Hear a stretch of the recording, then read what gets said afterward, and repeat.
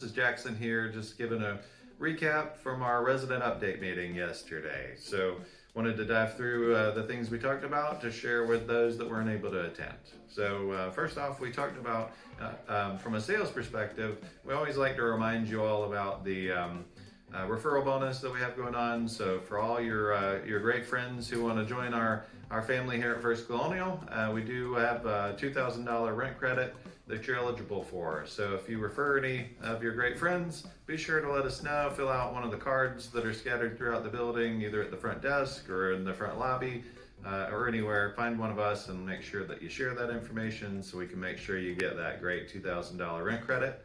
And then for dining, what we shared is we were really excited about the launch of the new dining app. And the dining app is essentially what we use to ring in your orders and keep track of meals and things of that nature. So that is very exciting because at Kisco we have the ability for all of our systems to communicate, and we've developed this dining app that communicates with the other systems we already use.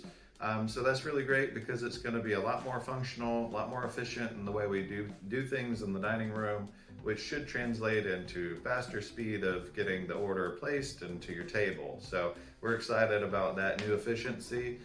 Plus it's just a much better system than we were using. So I know the dining team worked really hard to make sure this was set up properly. They've been working tirelessly on entering all the items, making sure everything is right so that we can make the best of this new system. So that's something that the dining team is very excited about.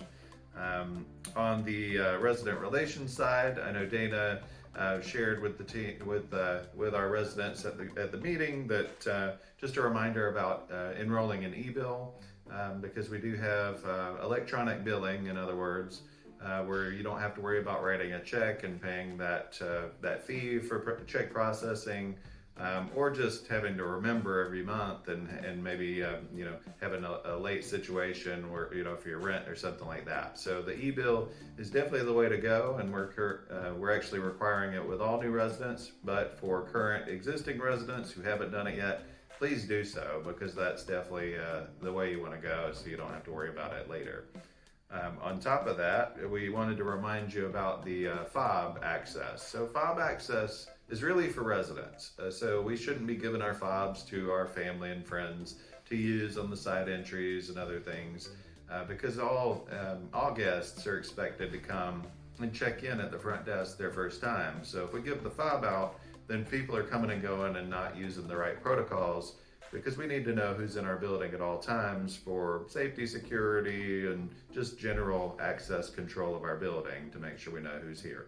So if you would kindly make sure that we're not issuing fobs out to our friends and family, and if you have, please get those back from your friends and family and make sure that we're following the right process. On top of that, with environmental services, we did let you know that we do have a new housekeeper who's joined our team, so we're really excited there, and so that essentially fills our roster. So we have a full team environmental services as far as maintenance and housekeeping. So that's a really great win for John and his team that I know he's very excited about. One of the other questions that came up was about the hallway carpet project. So that actually is going to continue. They'll begin that second floor of that project probably the week after next. So not next week, but the following week is when we expect them to pick that back up and start working on it. Because at this point, we're going to be next week. We'll be very busy with the Memory Care grand opening, which is a good segue into that we have the Memory Care grand opening that'll take place from 3 to 6 p.m. on the 9th, which is Thursday. So we will be hosting folks over there. Any of you and your families are welcome to join us to check it out. We're excited to show it all off and have some fun. We will have some light hors d'oeuvres and beverages available for folks to come in and check it out on a flow, and then we'll kind of keep the folks moving through the building so that we can show it off to as many people as possible and outside prospects and things of that nature. So that's where we're at in the Memory Care project and the launch of that new wing. And we expect to be ready for occupancy by the 15th of March. As far as that project as well, one thing to keep in mind is we are moving one thing we did is we moved, because we took that resident care office as a part of the memory care wing. We've moved the office to a former apartment right across from the dining room. So you've gotten used to, in the assisted living building, that Independence Lounge being kind of the resident care office where you would find the team if you had questions and things. That is now moved, as they're moving actively now, down to their new office across from the dining room. So if you're looking for the team and you see that it's empty, that's the reason for it. Tina, the assisted living director, her office is going to remain in the same place upstairs on the second floor. But the rest of the team, all that equipment goes back down to the first floor. All right. And then the rest of the things on the environmental services side, one thing I wanted to mention is that we are going to be doing the paving, the second half of the paving project. That'll actually take place in roughly April, let's say. And that's because we want it to be warm enough for that project to be completed. And this month can be a little iffy as far as the weather, as we've noticed just this week.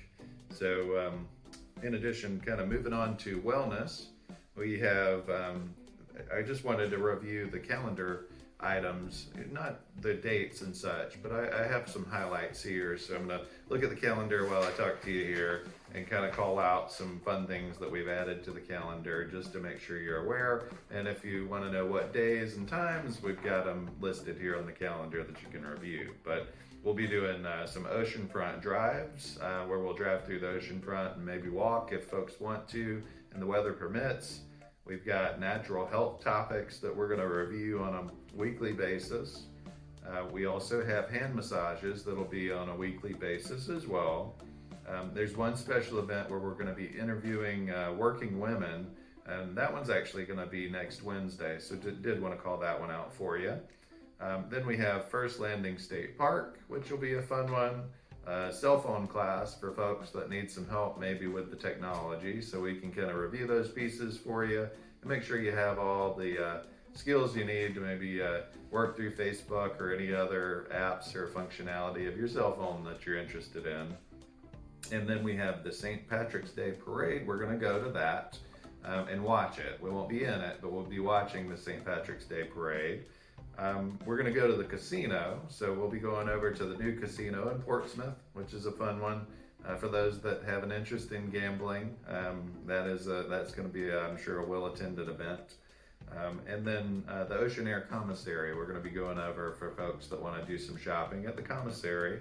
And then lastly, a mall walk. So there's more than that on here, and I'll share with you that you really, David and the team, all of us are interested in hearing what you would like to do, what you would like to see changed or anything or added to our activities that we do, whether we do it and you want it to, change, you don't like it, or if you have other feedback, but also things that you're interested in. We want to make sure we consider those and add them if we can.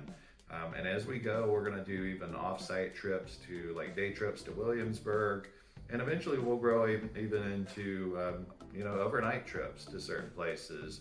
Maybe go to a beach house or something down the road in the summer. So there's a lot of fun things we have on our radar that we want to make sure we do as well. And then the last thing I was going to touch on is the resident survey, which you and your families just completed. So first of all, thank you for your feedback. It was we had 81% response rate, which our goal was 67%. So we exceeded our goal as far as that goes, and the responses from you all shared that we're doing, according to you, doing a good job. So that's what we like to hear.